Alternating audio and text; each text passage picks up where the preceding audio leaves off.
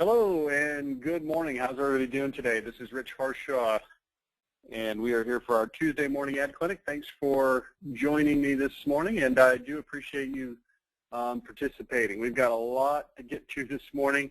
This is our combo Tuesday morning ad clinic insiders open forum, so we've got multiple ads to review and questions to get to. So we're going to jump right in. The order that we're going to go in is as follows. And if we find if any of the following people are either not there on time or we're having technical difficulties, we may move the order around just a touch to accommodate. But this is our proposed order. Number 1 will be Paragon Installers. 2, Accurate Windows and Doors. 3 will be Atlas Home Improvements. 4 will be Patio Systems. And then finally, 5th will be Energy Swing Windows. Sorry, I've had a cold 2 full weeks ago, and I feel fine. There's no lingering effect except for I have this cough. It's a little bit weird, so please forgive that. So let's go ahead and start with Paragon Installers. And let's see here. All right, let me get to my list of peoples. And this should be, well, I'm not seeing Paragon. Let's see. Not seeing Paragon. Chad, can you give me a name for Paragon? I think it's I can't say the name, Tahamina. I think that's it. So, okay, I don't see Tahamina. So we're actually going to bump her, and we'll move on to Accurate Windows and Doors, which is Shane. I do see Shane. Shane, I've unmuted you. You should be live now. Good morning. Hey, how you doing? Good. How are you? Well, I'm back and refreshed after being on vacation last week. How are you feeling? I'm great. No vacation for me, but I'm great. Well, there's always next year. Who knows? Yeah. Okay, let's take a look at what you've submitted. Let me pull that up on my screen here. I've got some emails. Accurate Windows and Door. I've got a door hanger. Is that right? Yes, sir. Okay. I'm going to pull up something called Accurate Windows Page 1 Door Hanger. I'm going to put it on my screen here. I'm going to share my screen. Tell me if this is the right thing we're looking at. That's it, yes. Okay, and I also see page 2, which is the back of the same door hanger, I assume. Mm-hmm. Okay. And is there another thing also, or is just that? Is that it? Just that. Okay. So side 1 and side 2. So let me ask you this first and foremost. In what situations do you use this? We're going to be canvassing door to door, and we're going to be using it in that situation. Like in what kind of volume? Like just around job sites, or a whole van full of 10 guys out hitting the whole area, or what? No, it'll probably be 1 or 2 guys canvassing some job sites and some just hitting a whole area. Okay, so it's a pretty aggressive canvassing campaign is what you're saying. Yeah, we want it to be. Okay. And have you done this before, or is this a first-time effort? A first time. Okay, and this particular door hanger, what was the thought process behind it? Well, I really like the message of the last windows your home will need. Just something to catch your attention and to be able to say, you know, we're super quality windows that you definitely want to check out. Okay. The last windows your home will need, top-of-the-line fiberglass materials, lifetime guarantee, energy efficient, save up to 30% on energy bills, beautiful design, installed with over 35 years of experience. And then if we flip it over, let's check out what's on the back. Hello, I'm going to be up front. If you're looking for the cheapest replacement windows out there, we're probably not for you. But if you're looking for windows that will last a lifetime, are beautiful and installed by knowledgeable experts, consider Accurate Window and Door. We have spent the last 25 years in business being passionate about quality, integrity, and the value and comfort of your home. And our window, Infinity from Marvin, was built excuse me, with the same ideals. If you're interested in a low-pressure consultation or more information, please feel free to contact me. And then that's you, I believe. Hmm. Is that your picture? That is. All right. So you're famous now. We just want to build relationship. So anything to help that is what I'm going for. Okay, so here's what I'm thinking, a couple things. First of all, tell me this. What's the size? What are the dimensions of this door hanger? 4 1/4 by 5 1/2, I think. 4 1/4 by 5 1/2. So it's, Well, no, it's longer than 5 1/2, actually. I think it's 8. Yeah. Or I forget exactly how long it is, but it's 4 1/4 long, wide. So it's about 8. Is it roughly the half of the size of a piece of paper? Yeah, probably. We haven't printed them up yet, but I'm pretty sure. Okay. Here's my initial impressions. A couple of things. Number one, I think that this is a lot harder than you think for people to understand what the topic is. Okay, I know it says Windows, but let's take a look at a couple things. First of all, we've got this bluish background with this house behind it. I find this to be an interesting choice of photos. It doesn't highlight the window. It doesn't give anybody an idea visually, instantly, what it is the topic is. And I'm trying to be really, really nice here, okay? But I'm just going to say it's kind of a creepy looking picture. It almost looks like the kind of thing you would see when a massive storm is about to hit. You know, the tornado's coming. I mean, that looks like the color. Maybe the color is a little bit different in reality. Maybe it's a little more sunshiny looking, but what I'm looking at on my screen looks like a tornado is about to hit this house. Okay. So, and even if the colors were a little more pleasant, you know, it's not instantly obvious from looking at this that this has got something to do with windows. Now, the word last is highlighted because it's larger. The last window your home will need. When I come down here to top-of-the-line fiberglass materials, lifetime guarantee, energy efficient, beautiful design, installers, if I don't actually catch the fact that the word window, which admittedly is small, right? The last window your home will ever need. If people are sort of glancing at this, they might not really fully understand what it is you're trying to tell them. And I find that to be a problem.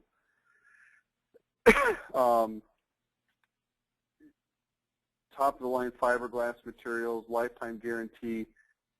You know, we've got some elements here where there's things that are true and things that you're telling people that are accurate, but they really don't have much of a frame of reference to understand. For instance, fiberglass material, it's not something really people understand that much about in terms of windows. So if you say, hey, we've got a top-of-the-line fiberglass material, it's not like something that they can instantaneously say, oh, I understand that that's a top-of-the-line material. Let me give you a sort of an example.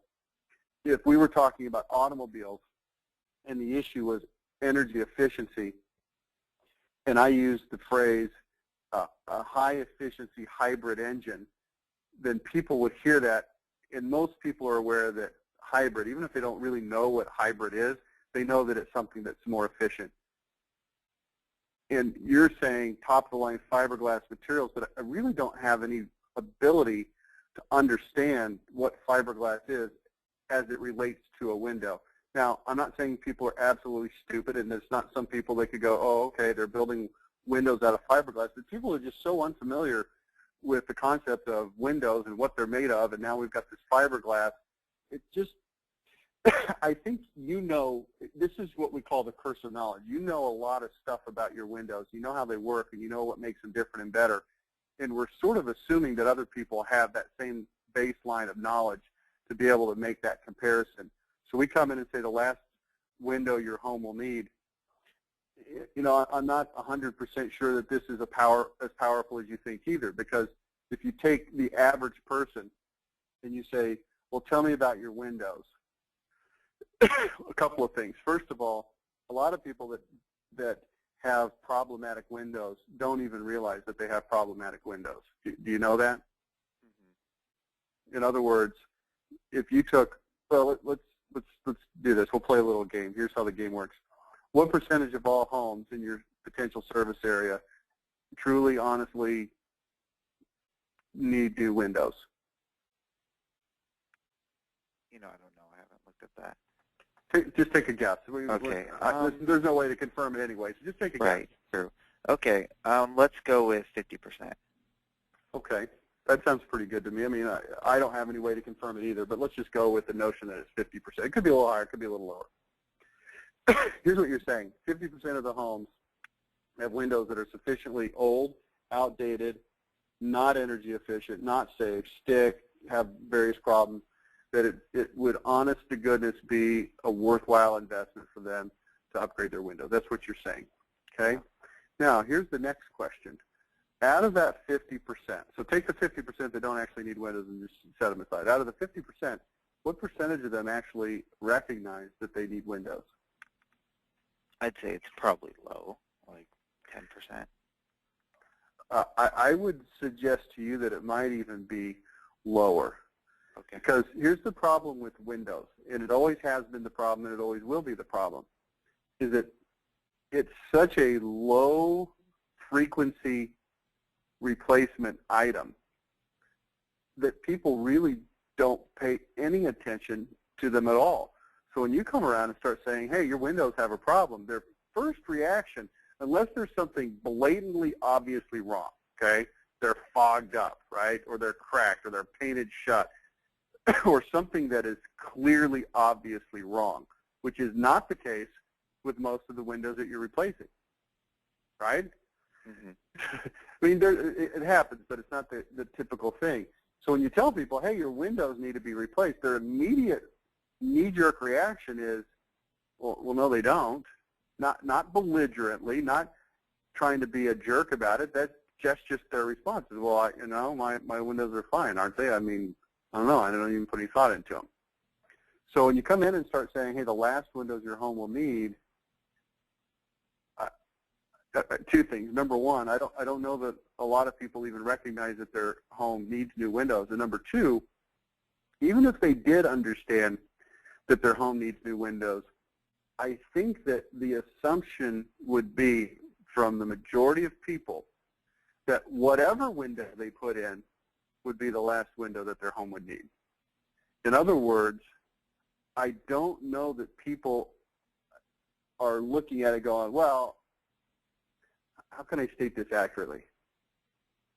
People don't really realize that there's differences in windows that are significant enough to worry about it. Now, let me give you an example. Here's the thing that you're going up against. And I'm kind of getting deep here, but it's all for a purpose because we want to sort of talk about this a little bit different as we start rewriting it. If you look at automobiles in the 1980s, okay, you look like a young guy based on your picture, so maybe this is before your time. I'm 45, so I was around in the 80s. And in the 80s, if you were to say, who makes a quality automobile? The answer would be Mercedes. The answer would be BMW, Volvo, maybe even a Toyota back then, who knows.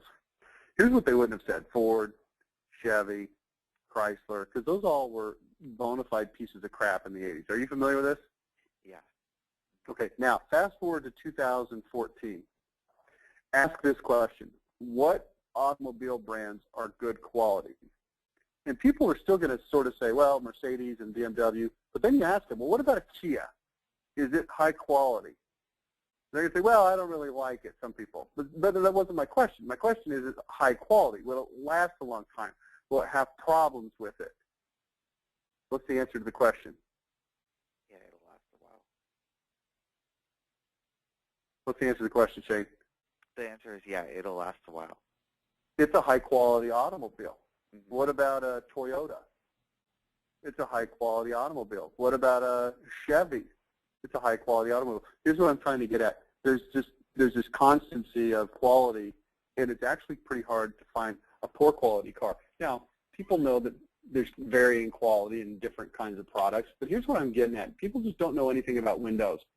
And to come in and tell them, hey, this is the last window you're going to need. Number one, they don't even really know that they need a window. Number two, I don't know that they're looking for the best window simply because they're looking at windows going, well, you know, if I got windows, they're good, right? How long do windows last? I've been in this house for 5 years, or I'm 42 years old and I've never replaced my windows before, so clearly windows apparently last a long time no matter what you get. Are you following my line of thinking? I am, yes. Okay, so that being said, a couple of things. And hang on before I get to that, I got to check something here. Okay.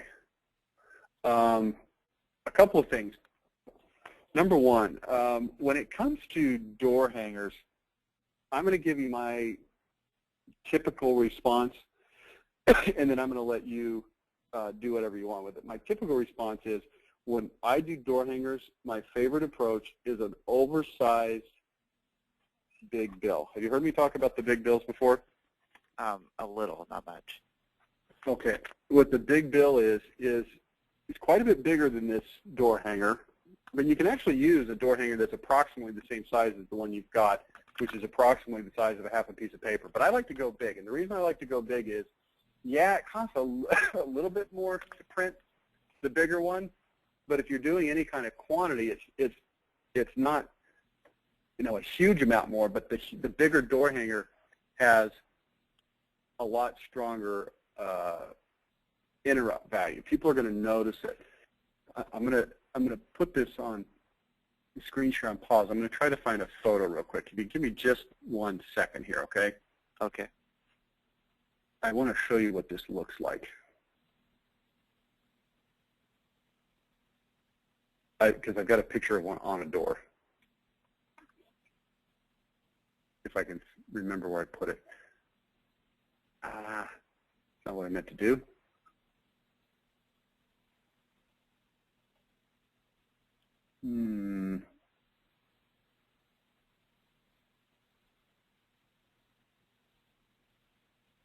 I think I know where it is. I think I've got it right here. Okay, yeah, here we go.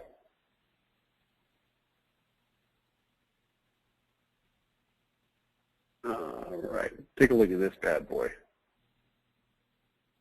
Wow. Now, the amount of this bill is significant also.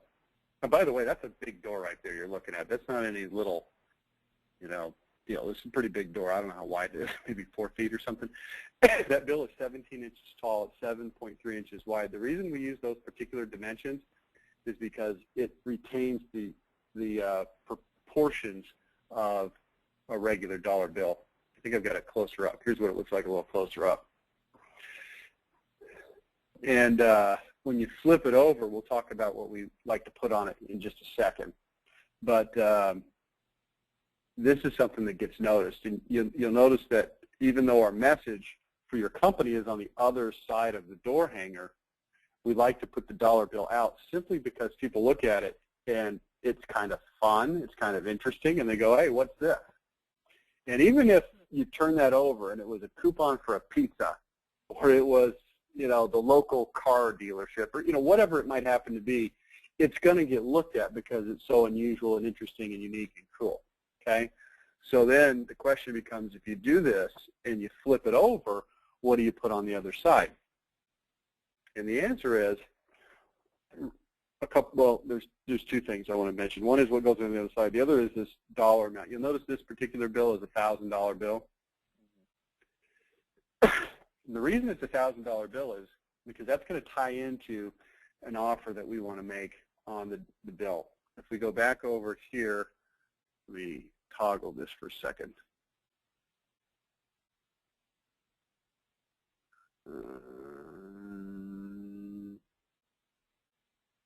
All right, if we come back over here to your deal, there's no offer on it anywhere, right?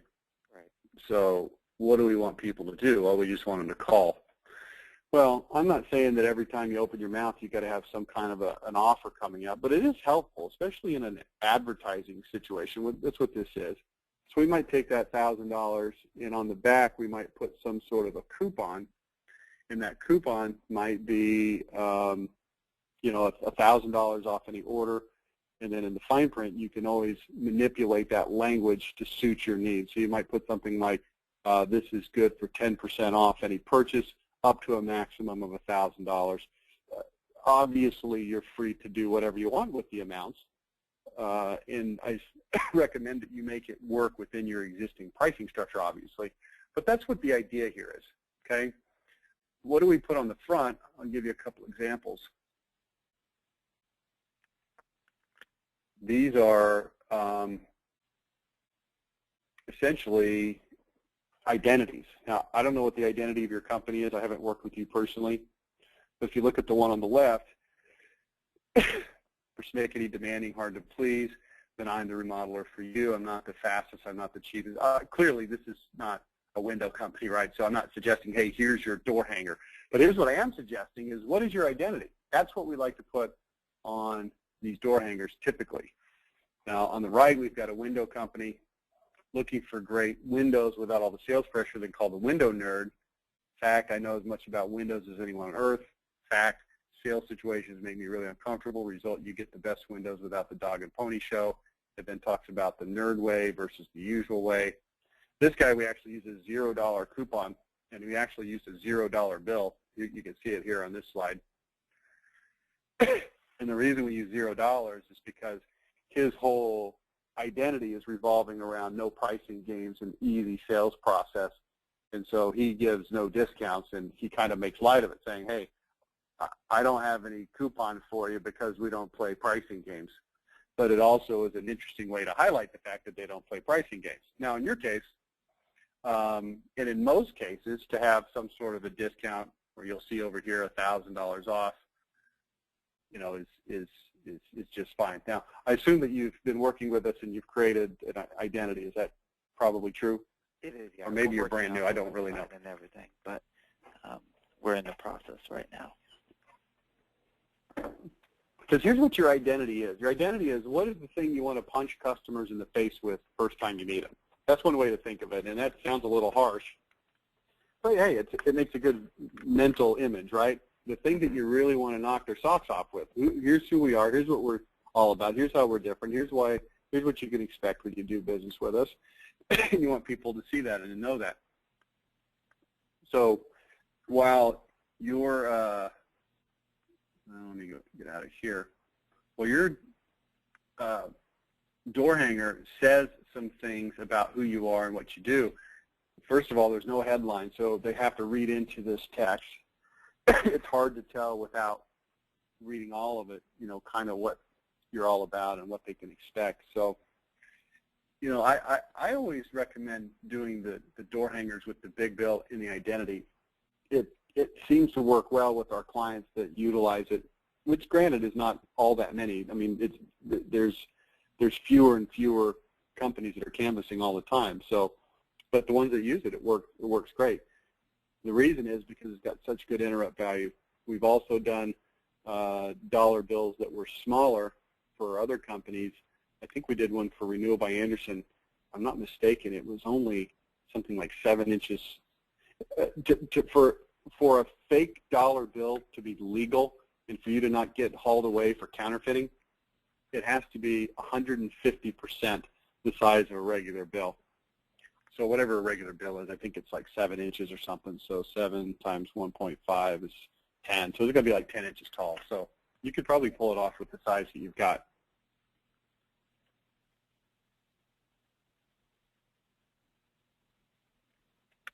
What are your thoughts about that?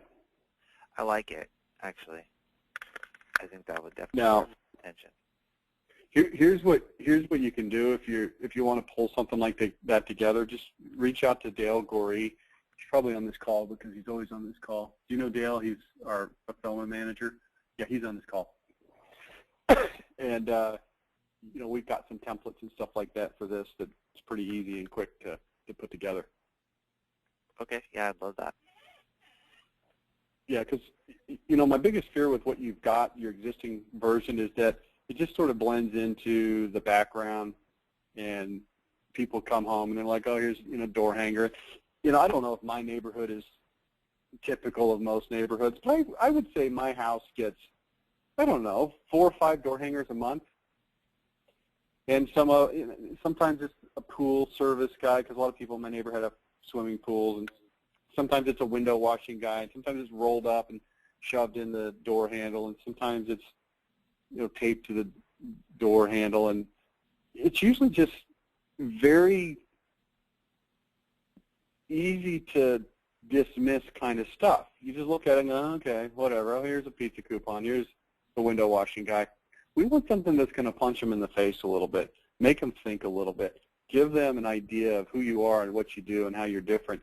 The other thing that's good about the oversized door hangers, it just gives you a little bit more room to tell your story. And you can do it with some headlines. You can do it with some images. One of the things that I would probably do different than this is I'd probably put a good picture of a window. I think it's good for people to instantly see, okay, this is window related. I would emphasize free quotes, instant quotes, quick quotes, because it's one of those things where a lot of times people, they don't know how much windows are, right? So if you tell them, hey, we can give you a quick quote, I think there's a lot of people that say to themselves, well, windows look a little interesting. I wonder how much they are, and they really have no idea. It's not like you can say, oh, here's an ad for a Toyota Camry on my door. Huh. And then you can go online and you can see that a Toyota Camry is about $25,000. Nobody knows how much a window is. Mm-hmm. So those are some of my ideas. Okay, fantastic. And unfortunately, I don't have a lot more time than that because we've got some other folks to get to. But if you reach out to Dale, he can help you with that a little bit, and I'd be happy to review anything else you put together. All right. Well, thanks a lot, Rich. All right. Thank you, and thanks for being on. All right. Bye. All right. All right. That was Shane. So let's go back and see if Tahemina has showed up yet. I was told that she may not, and I don't actually see her. So let's go to Darian. Okay, Darian, you're going to need to hit your audio pin. You're going to have to put that in. It's #107#. Now, that's only for Darian. If anybody else uses that pound, it'll mess us up because it'll think that you're Darian. But Darian, okay, there you go. Hang on. Okay, you are unmuted, Darian. You there? How you doing, Rich? Good. Good to talk to you. I see you've got postcards. Does that sound right? This is part of the proximity program that you're putting together for us. Okay, I've got one PDF. Is that right? Let me pull it up. They were supposed to get stuff to you, so I never sent it. You had it. Whoa, that's not right. I've got it here. I'm just trying to open it. Okay, there it is. There it is.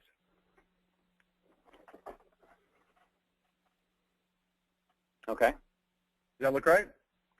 Yeah, that's the work in progress. And they were supposed to have it all ready to go for you by today, but good enough. Well, what I see is there's some edit notes on here, but we're looking at the right file, correct? Yep, just ignore the edit notes. It was supposed to get done. It didn't get done, so it's no big deal.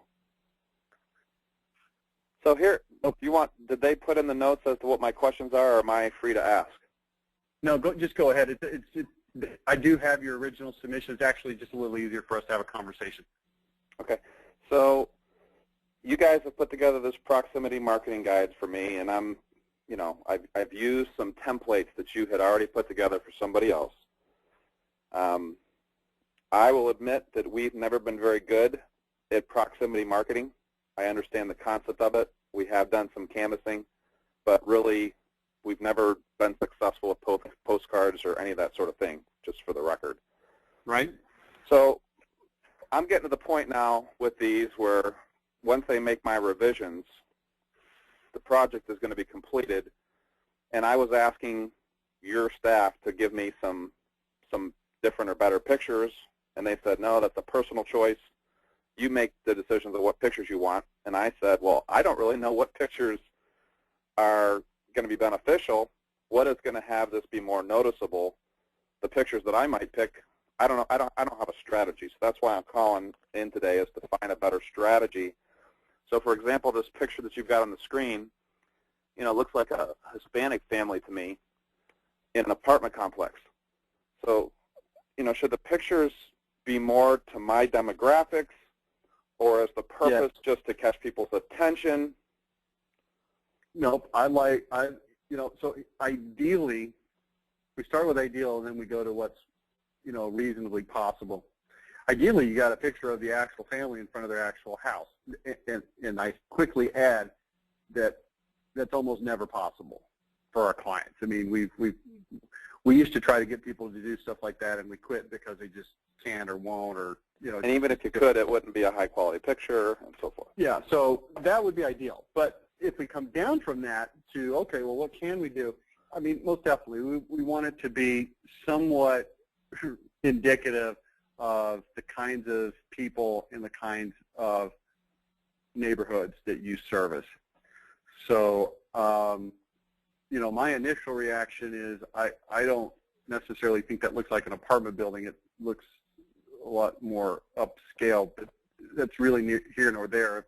If the family looks Hispanic, and they certainly do, and that's not your demographic, then I would swap that out for sure. But do you like, in this concept of, I'm assuming that this is going to be for sending out postcards around, let's say, a recent job that I install, and I'm going to send out a proximity radius mailing to 100 people or whatever.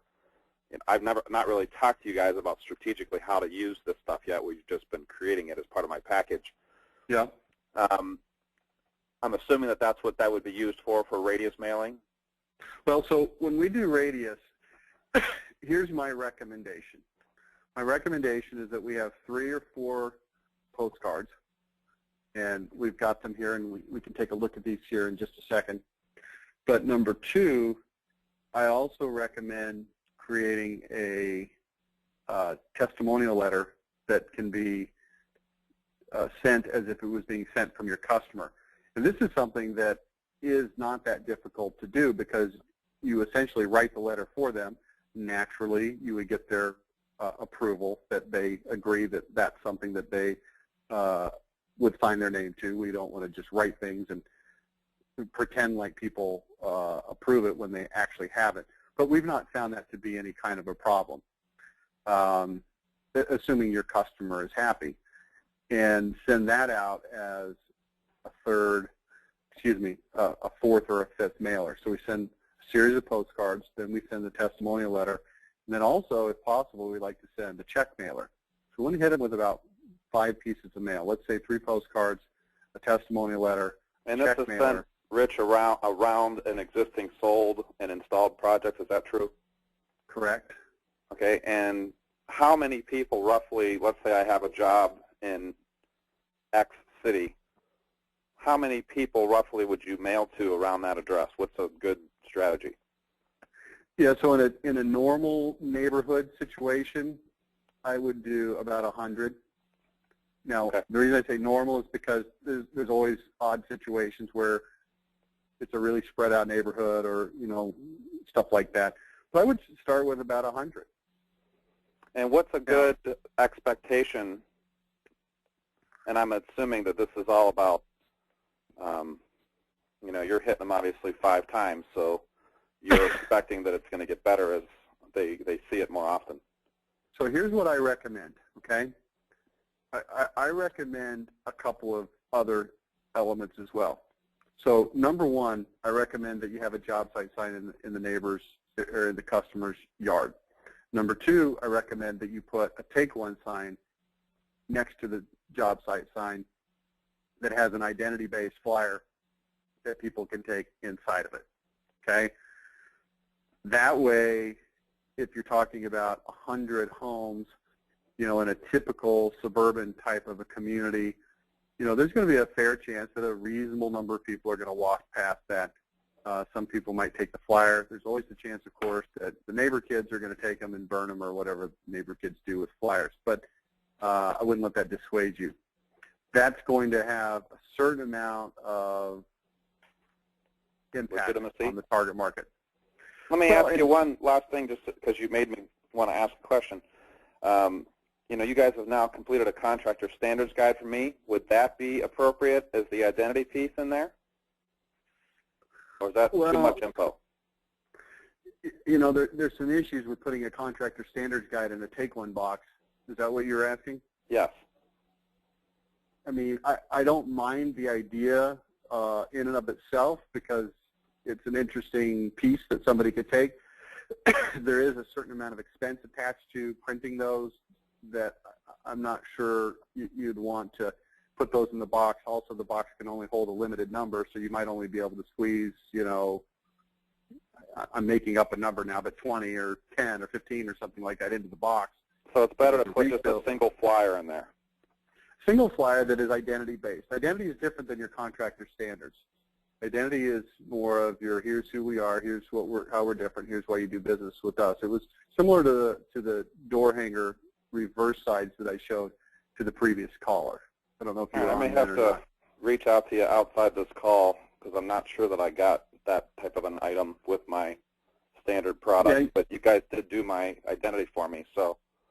Yeah, so if we've got an identity, then we can certainly retrofit it to put it into different formats, whether it be a flyer or whether it be, like the big bill I just showed. All that big bill I just showed was, and I'll show it to you again because I still have it handy here. I think that's something you're automatically creating as part of this proximity guide, so I'm good there. Yeah, so here's what I'm trying to say. This version is very similar to the one page. It's just a different size, really. Right. So it wouldn't need to be particularly different. So that's good. That can be something that we can put together for you. Now, last question I have for you, because I've got 4 or 5 of these postcards that, they basically all have pictures, and they're asking me what pictures I want. For this type of a postcard, do you like pictures of people? Does people catch people's attention more than, let's say, a picture of a house or a picture of your product? Here's the reality, is neither one is particularly strong. And you might hear me say that and go, wow, that's really not what I wanted to hear you say, Rich. But here's the fact. We're sending unsolicited postcards to people about a topic that the majority of people receiving them are not interested in, right? Windows or doors or whatever the roofs, any of those topics. So it's not like Sonic sends out a picture of 25 varieties of shakes and pretty much everybody goes, oh, milkshakes, I like those. When you send out a picture of a roof or a window, it's not like it's getting people all hot and bothered. Are you following me? Right. This is called just the way things are. That's what you sell. I kind of like putting the picture of the product for the reasons I mentioned to the last caller. It just very quickly gives the person looking at it a point of reference. Oh, okay, the topic of this marketing piece that I'm holding in my hands is windows. Or what if we did like a before and after, like a smaller before inset, inside, and after photo? Yeah, absolutely. Okay. Yeah, that would be great too. And in fact, again, going back to my earlier comment, we've instructed or coached or suggested, whatever you want to say to our clients, get an actual picture of the job that you installed on that house, which is easier to do than getting a picture of the people, right? Right. Because you don't have to say, hey, Mr. Jones, go grab, your kids and stand out here and smile. You just have to take a picture of it, and you're there so you can do it anyway. Now, it still is challenging, and I get that, and believe me, Darian, I understand the concept of, hey, have your guy take a picture and actually getting it done and putting it on this postcard is 2 different things. But, I like the idea of before and after. Perhaps you do invest some time and energy to get a good-looking before and after of a job that's typical of your work, that you would use potentially on all of the future postcards regardless of the actual job. You follow me? Yep. Let me ask you one last thing, and then I'll let you go. Again, we got other people today. If you were trying to make a ubiquitous postcard which handles, 5 to 10 products, and you only had one postcard and one opportunity, what would it be that you put a picture on there of? I mean, would you go ahead and use the people in that circumstance? You're just trying to make it kind of general? Or would you try to specifically tie into one product even if you sell 10? Tell me what your top 5 products are in order. Right now, bathrooms, walk-in tubs, gutter helmet, metal roofing. Be my top 4 for sure. Okay. Just thinking about that for a second. We're not a window siding company. Gotcha. Gutters, metal roofing, bathrooms is what I heard you say, and a couple flavors of bathrooms. Yep.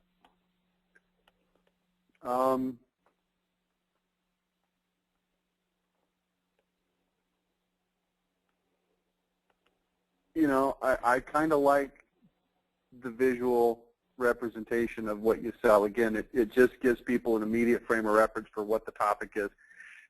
Sometimes we gloss over that, not me and not you, but we as marketers, we sort of gloss over. We just assume people know what we're talking about because, hey, we're spending money to send this to you. You should know what it is.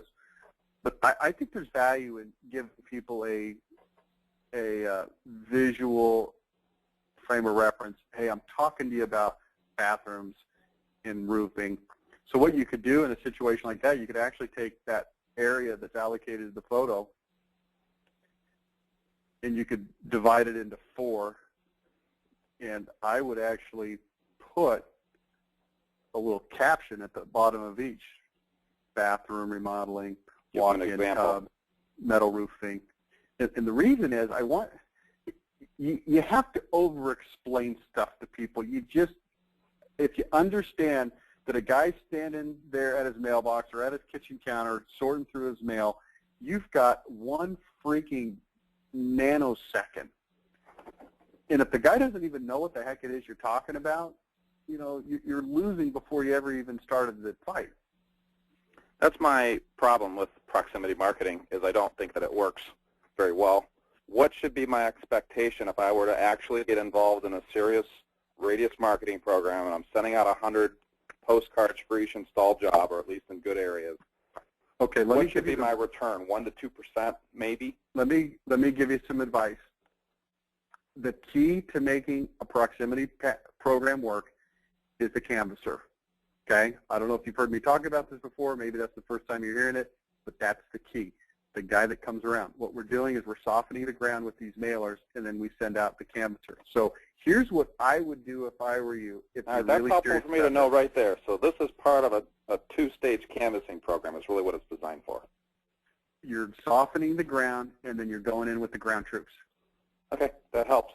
That's pretty much what I wanted to hear right there. Now, let me give you some... Don't do this by itself because it's going to be a disaster. That's helpful to me. Hey, when I do a webinar on the topic of proximity, I show it as we call it super robust proximity. It's a multi-touch program by design. The old 3 postcards does not work. These 3 postcards in and of themselves do not work. It's certainly not to the extent that you want them to, but where we've seen good results is when you do this and then you send in the testimonial letter and you send in the check mailer and then you show up on their doorstep. And let me just give you some real granular advice, okay?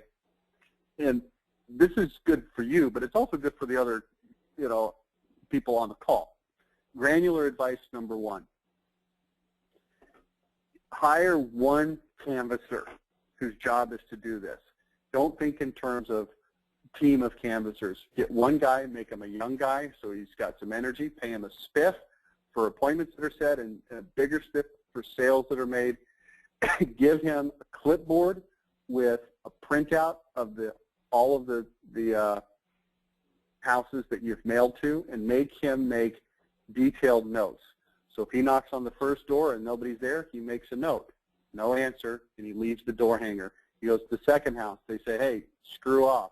He puts a note, not interested, and then he leaves. Door number 3, kids there, come back later. And then he's going to go through that whole 100 or 50 or 75, whatever it is, and he's going to come back through that same neighborhood again the next day, the day after that, whatever, and he's going to go through the 70 that he didn't get a hold of, and then he's going to come through a few days later. Make sure he goes through it. Every time somebody's not there, somebody's not available, you leave the door hanger, okay? Also, I would take all of the mailers that you did. You've got 3 postcards, you've got a letter, you've got a check mailer. I would take them, I would fan them out, and I would staple them. And when your guy shows up, I would have him show up and say, hey, we sent these mailers. Did you get them? So that there's a visual connection to stuff that they've likely seen to the guy standing on their doorstep right now. In addition to that, you want to use the big bill in your canvassing efforts. All right, that's, so when that's the guy, very helpful. Now, last note, if you really want to minimize the risk on this, you can start by, if the most important part of this is the canvasser, then test this by maybe only sending a canvasser, because then you save the time and effort, money of mailing. Then start layering in some mailings and get your own, gather your own data. And if you have 10 different jobs, and let's say on 3 of them you use no canvassers, no mailers and only canvassers, and on 3 of them you send only the 3 postcards, and on another 3 you send the postcards and the testimonial and the check mailer, then you can start to gauge your own results. We've seen results as high as 5% when it's been used. But I'll also be really, really honest with you. Very few of our clients are disciplined enough to actually do this. Right. Most of them look at it and they say, yeah, I love the idea, but we're just not going to do it. And they don't do it. Yeah, it's definitely a pretty serious marketing program. We've done canvassing successfully. I've also had the one guy very successfully. So this is sort of a hybrid of bringing everything together. So it's very helpful to me. Rich, I appreciate your time today. Okay. Well, I mean, just as a closing shot, I mentioned a number 5%.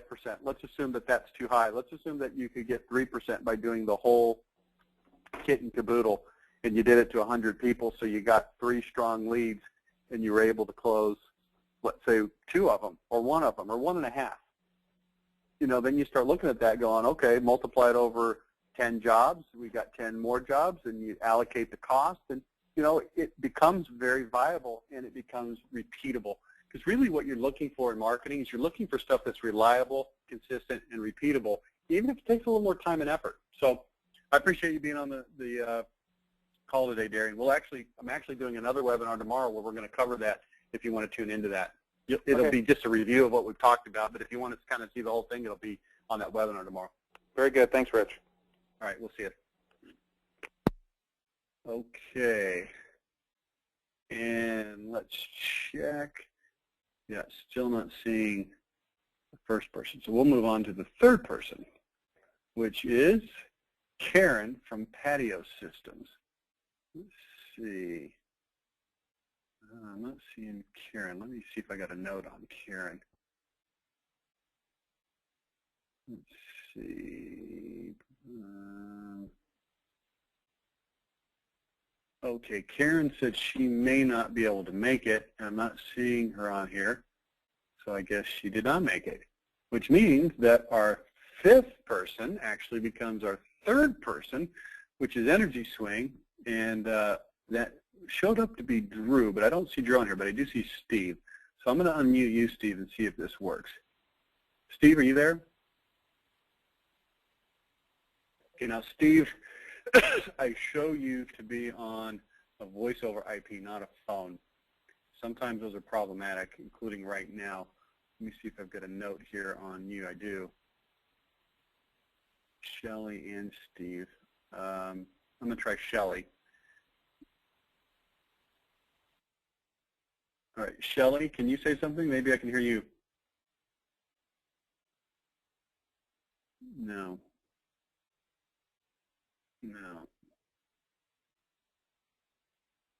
All right.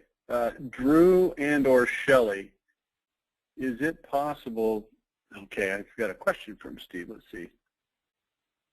Need PIN. Well, see, there's no PIN on a voice over IP. You've got to call in on the phone to use the PIN. So if you can actually call in on a phone, that would probably be more reliable. It says I am. I show you to be on not a phone. Steve, at the expensive, okay, there. Now I see you're on a phone. Now you need the PIN. All right, good. The PIN is for you specifically, Steve, is pound 101 pound. That should do us. There we go. Now you're live, Steve. Okay. Sorry. Were you originally on a voice over IP and then you dialed in? Yes. Okay. It had just taken, there was just a few seconds of lag there between when you said you had dialed in and when I saw it show up as a phone. Okay. All is good. And do you have Shelly with you? Yeah, Shelly and Drew are both here. Okay. Fantastic. Well, I understand that we've got a video to watch. Is that right? Yes. Now, is this the same video that you sent me the other day? Yes. Okay. I quite enjoyed it. I thought it was pretty interesting. Little background. The Window World franchisee in Pittsburgh has been running an ad. They have a father, son, and grandson own the business. And at the end of their commercials, they get up and stand on the windows. 3 little guys, right, and 3 little windows, and they say we not only stand behind our windows, we stand on our windows, implying that straight to that. So, you know, we just are doing a little bit of a takeoff on that, not so much looking to use it for an ad, but just as a way to say, you know, standing on your windows really is important, but if you think it might be, you know, look at this. So, well, hey, I'm an outsider to the industry, although I'm sort of an insider because I do a lot of marketing. But I retain my ability to think like a normal prospect or consumer. And I've always thought that the window world, we stand on our windows and behind our windows gimmick, I've always thought it was pretty clever because to the average guy, when you see that, you would not expect that you can stand on a glass window and have it not break and not have the frames warp and stuff like that. So I think that the demonstration is maybe more powerful than you think. And I know for an industry insider like yourself who understands all the finer engineering of a window, you might kind of look at it and say, well, gosh, you know, that's really not even the issue in terms of measuring strength. But for an outside guy, it's pretty impressive. So I think the fact that I agree with you on that because what they do now, they say, oh, we get stopped there when we go by people who want to know if other people would stand on their windows. So it has impact. There's no doubt about it. Yeah, and so for you to make a video sort of doing a takeoff on that, I think it's smart. I think it's a good idea. So let me go ahead and show this video to the masses here. It looks like it's just about a minute long, and then we'll make some comment. Now, is there anything you want me to look at or comment on specifically as we look at this? I actually watched this the other day when you emailed it to me over the weekend. Yeah, no, just show it, and then we can talk about it. Okay, here we go. I'm going to hope you can hear okay, but there's no promises. Gimmick of standing on a window doesn't actually prove anything about its strength or durability, but just in case someone's led you to believe otherwise, I'll demonstrate how our patented swing-in window can withstand nearly 600 man-pounds.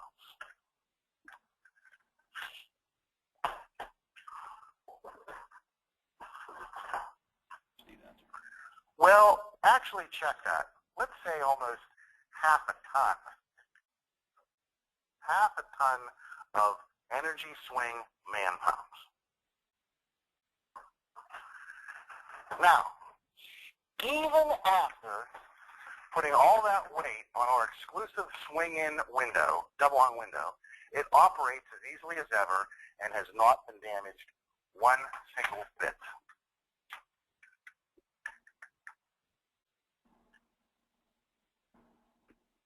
Okay. Tell me your son's name again. I've forgotten. Don. Don, that's right. Yeah, I thought Don did a nice job on that. He was, well-spoken and articulate and all that kind of stuff, so that was good. What would have happened if you guys would have not necessarily jumped up and down like getting air under your feet, but just kind of, bounced a little? Would it have damaged the window? No, I don't think so. I think it might have been a little more impressive if you guys maybe would have, put your arms, you were in the middle, so you put your arms around their shoulders, kind of like a three-legged race almost, and kind of done a little bouncing up and down a little bit, showing that you're putting a little force on it. Right. Because it's not that it's unimpressive without it, but when you watch that part of the video, you guys are standing suspiciously still. It's like it almost looks like you don't want to move because you're afraid you might break it. I think that's the element here. Let's look at it here. You see that right there? Yep. The viewer almost gets the feeling like, okay, we're here, but don't move because something bad might happen because you're so still in there. It might be interesting if you guys just did 2 or 3 little bounces up and down and maybe, weren't quite so careful with your feet placement, because I do feel like that gives it an element of, okay, yeah, but they were standing, just a certain way and kind of a feel. Okay. It's really my only comment, and I think it's a really minor comment. I mean, if you didn't reshoot it and you didn't do that, I don't think anybody's going to watch this and go, well, I don't believe that. So We've done with it so far. I mean, obviously, we don't plan to make a TV commercial of it. At least right now we don't. But we put it on Facebook and we put it on YouTube, and I think on Facebook since last Thursday we've had 1,000 views. Let me ask you this: just 2 guys sitting here having a conversation. I'm not trying to tell you to do anything, and I don't have any expectations of this conversation. But here's my question: what if you or Don were to go on that window and literally jump on it? How hard do you have to jump on it before the glass breaks? It depends on how you jump, but it's, the glass, you jump up 3 or 4 inches, the glass is not going to break with one of us. Because I know you've been listening to me for a long time, Steve, so you might have heard me tell this story. It's kind of an older story, so a lot of the newer customers probably haven't heard of it. But do you ever remember me talking about what I called the big fat guy story for a video game cabinet manufacturer? Yeah, I do. Does that ring a bell to you? Yes. And we wrote the headline that said we had the biggest, fattest guy we could find jump up and down on our HS27 control panel for 15 minutes just to make sure it could endure any punishment your customers could dish out. And I know that's a mouthful and all that, but in that situation and to the target market, it made total sense.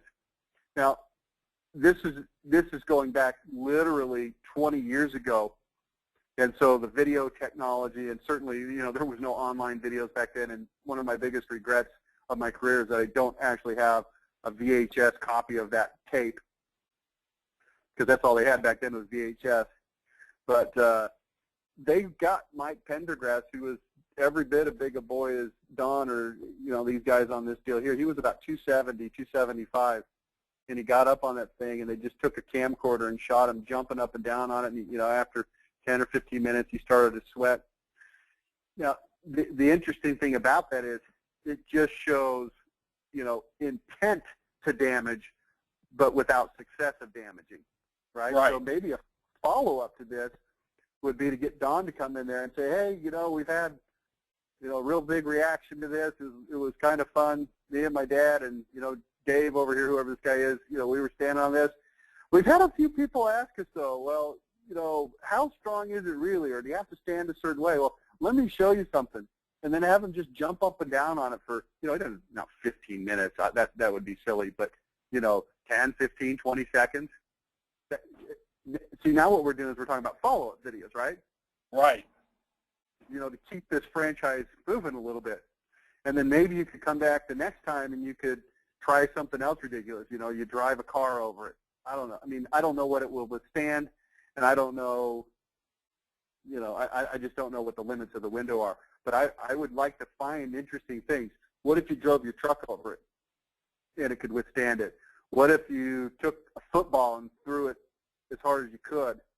What if you went and got the kid from the local Murraysville high school football team and said, okay, this is the local quarterback here. He's going to throw it, and he throws it as hard as he can. Okay, now we come back and we get the pitcher with the baseball, and he throws it. Again, I don't know where the snapping point is, and the window just breaks. But the funny thing is that it's really impressive to people if glass doesn't break. Even though, in your opinion, you look at it and go, well, the glass is important, but it's just one element. That's the part that people are most used to having problems with in windows, right? Right. So if you show that, you can jump up and down on it and it still opens and it still swings and, the glass didn't break, that's impressive. You take a football and you say, look, this glass is, XYZ shatterproof, or, it has a strength that's higher than most windows, and the guy throws the football. I don't know where it ends, but that maybe you take a blowtorch or some kind of heat instrument and you put a BTU meter behind it and you show that it doesn't get hot, even though that may not be exactly the right way to measure heat transfer, but it's still impressive. You could make this into a series, is all I'm saying. Find different ways to abuse this window that are interesting and fun to watch, and make a bunch of little 30 to 60-second videos. It could be something interesting. Okay. Then maybe, go ahead. No, like I said, we put it on YouTube and it's on Facebook. Is there any other way you would suggest distributing it? Well, just on your website, too. Right. Yeah, it's not on there yet, but it will be. Because like I said, we just shot this last Thursday. I'm sure you're familiar with Will It Blend. Is that a true statement? With what? Will It Blend? Will it blend? No. Okay. Here's what I want you to notice when I click Will It Blend. I want you to notice the number of views. Look at the number of views on this video. Watch this.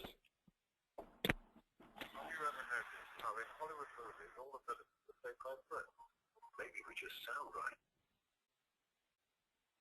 Will it blend? That is the question.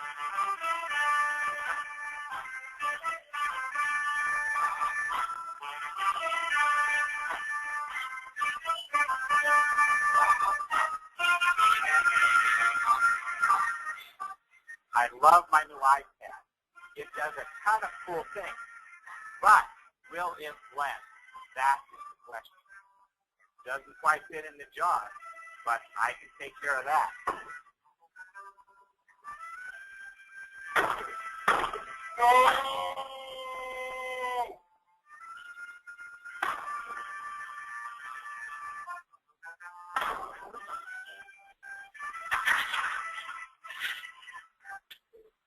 I knew I could get the iPad in the BlendTech Total Blender.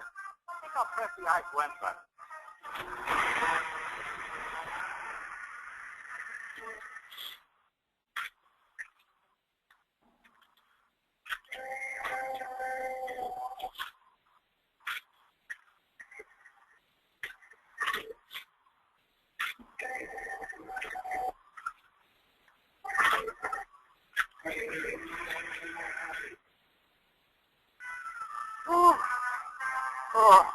Cat smoke.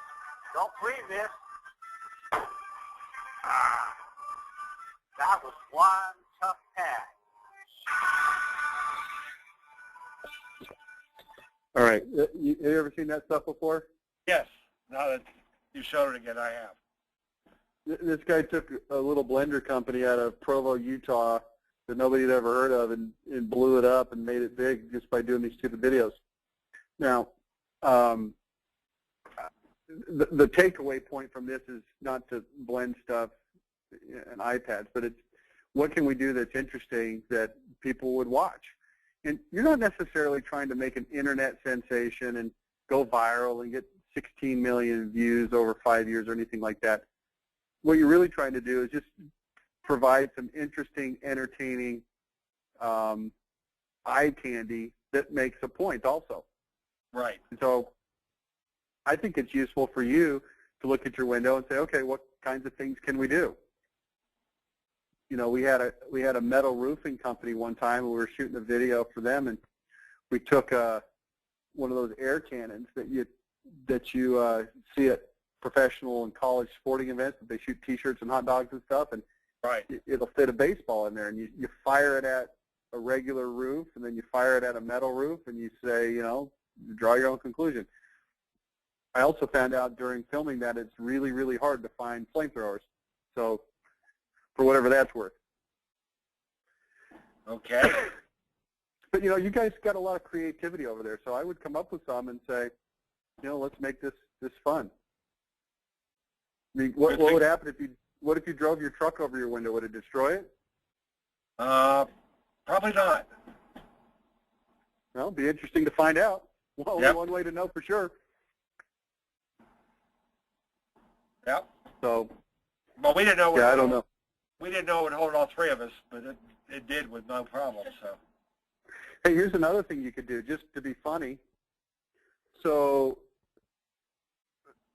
well, I'm just thinking of, so there's certain things that you can do that won't break your window, but there's certain things that you can do to it that will break it, right? I mean, clearly, if you shot it with a gun, it's going Right. to break. If you hit it with a 9-iron, it's going to break, right? Probably yes. But you know what's interesting about that? If you break it with a 9-iron on video and it does break, that still illustrates a fantastic sales point for you, which is, drum roll please, Covered under what is it, warranty. Steve? Yeah, so you could create you could actually create a series that says, you know, something about, is it under warranty? And then you could drive over it with a truck, and you could say, hey, it didn't even break. There's no warranty to be had. And then we could take a 300-pound man, and he could jump up and down on it. It didn't even break. You don't even need a warranty. Then you could take a 9-iron and smash it through, get a high-speed camera so you can get it in slow-mo, and say, yeah, it broke. If you throw your 9-iron through a window, it's covered by a warranty. Then you could take it down to the shotgun range, and you could blast it with a shotgun. You could say, it's covered. Then you could take it and throw it off, you know, remember the old David Letterman 5-story tower? Yes. You know, throw it off a 5-story tower. Say, well, I'm not sure how you throw it off a 5-story tower, but if you did, it's covered. You know, and it's starting to get a little bit absurd, right? Right. But the absurdity makes the point that much clearer. Yeah, You know, that's and a very good suggestion. If you gave me a half hour and said, come up with a list of all the interesting, cool, absurd ways that you could torment a window, I guarantee I could come up with 50 that would be fun to film. You know, Yeah. I would get some kind of a gosh, not a 2x4, but maybe like a, what's the wider one, like a 6x2? 2x6, yes. 2x6? Yeah, I don't know much about wood, obviously, but find some way to rig it to where you hurl it through the window and say, you know, what if a tornado comes and you get a 2x6 through your window? Covered. Yep. You know, flamethrower. Will it burn? You know, you can have a lot of fun with it. Here, today's video is ways kids can destroy windows. Here's a baseball. Here's a golf ball. Here's a rock.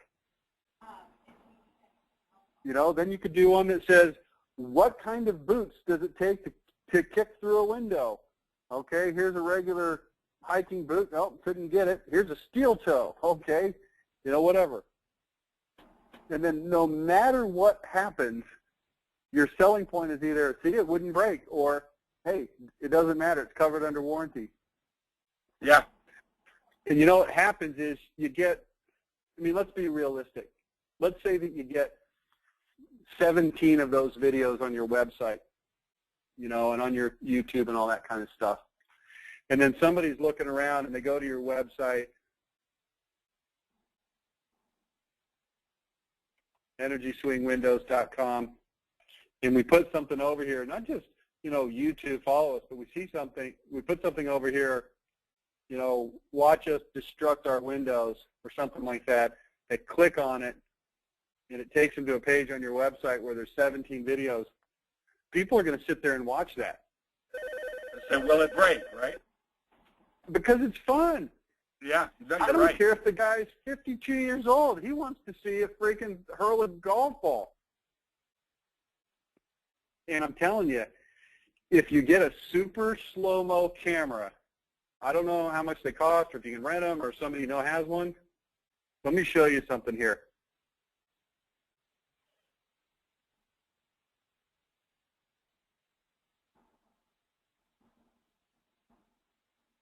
You know Gallagher, the guy that smashes stuff with a hammer?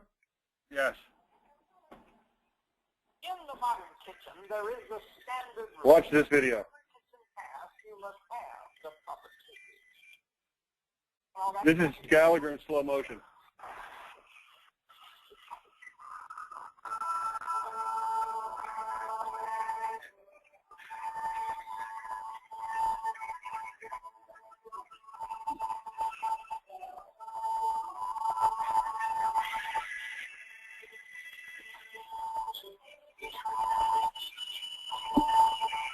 See how much cooler it is to watch it erupt in slow-mo? Right. Anyway, I don't know. I'm just being a little silly now, but I think there's power in that silliness. No, I totally agree with you. So I don't know if you had any specific question or not, but that's kind of my take on all that. No, I wanted, to see what you thought of it, but obviously to suggest how we might be able to use it better than, than what we are, which, like I said, we just put up last Thursday, and we've gotten a decent number of views, but looking for ways to expand it. Well, there you go, because it's encouraging the response you've had on that first video, and while the video was good and interesting and made a point, it didn't particularly have a lot of personality attached to it, right? Right. It was, hey, it's pretty straightforward. Here we are. We're going to stand on it. And, okay, we stood on it. What do you think? I know Don a little bit. I spent a week with him, and I know that guy's got personality to spare. Am I right? Oh, yes, without a doubt. I mean, he's a character and a half. I would exploit that a little bit. He would have a ball with this kind of thing. Let him take and run with it. Drew can help him, come up with the ideas, but I'd put Don on the camera and let him kind of let his personality shine. And, he's kind of a half-crazy guy anyway, and I say that with all due respect. I think it's the good kind of crazy. So let it shine a little bit. No, good ideas. Yeah. And you're a little bit more reserved, mellow kind of guy. It doesn't really suit your personality as much, but you got Don over there. I'd let him run with it. Okay. Okay. Appreciate the I input. think that's it. Okay, thanks for participating, Thank you. Steve. And I'm going to do a last check here to see if any of my others showed up. Let's see. I'm looking for Karen. And no, she didn't show up, and neither did Tahimina. So I guess that's it. I think we're done. So that's it. Thanks for participating, y'all. We'll be back next week. We've got another webinar, which is a continuation of our Headline Starters webinar that we did a month or two ago, and we'll just keep rolling. Meanwhile, we'll close with the rest of the Gallagher video.